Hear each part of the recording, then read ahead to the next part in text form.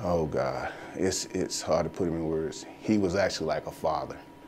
Um, there's a lot of times, you know, like now I get the shivers, you know, just thinking about things that he taught us.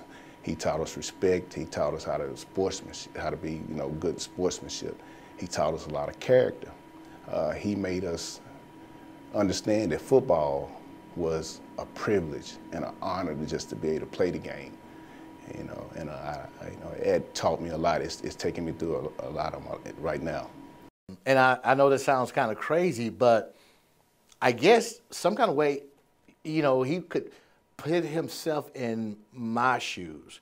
I remember one game in particular, and I'm not going to name the school, but I remember before the game we were walking out, and it seemed like it was a big long tunnel. And they had a bunch of pictures from the newspaper. And I'm not gonna lie, I was scared because these boys could play some good football. And they, the place where we were playing them, it was in the back of nowhere. I mean, it was out there. And he could tell that I was scared because I'm like, oh boy. And in that walk, I went from being scared to feeling like I'm the most bravest cat on earth. And we're fixing to go out here and we're fixing to beat them.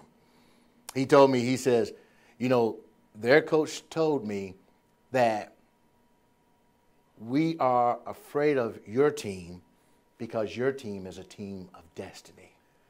And I'm like, right now, I'm ready to go play football right now. Yeah, it's funny about that. It actually, our rivalry started in Pee Wee, Little League football. I was at Jess Neely and he was in Parkwood. So at the time, I was pretty much running everything on this end in Jess Neely. And then every time I got to feeling really good about myself, somebody would say, well, it's a kid over there that's better than you named David Sadler. And I was like, who the H is David Sadler, you know? And I grew to where I despised this guy and never know. And so, you know, so we went on and we met in high school and played against each other. And it was physical, man. I mean, to the part where we, you know, one time we snatched his helmet off, I hit him in the eye and had to stitch him up. And at the end, he got cancer. And I found out that he was sick because we really got close on our visit to UT. We took a visit together and really got close, man. And at the end, even on Christmas, I got up, his last 2 years of his life, on Christmas, I would get up, give my kids their stuff, and I'd go spend the day with him at the little rehab center. So, and it was funny. We laughed together, cried together, and he said at the end, he said, man, who would have thought at the end, it's just you and me. And It just makes me cry almost to talk about it. I would, I don't know, maybe you have to edit this out, but the funny thing about it, a mother's love, mothers always know.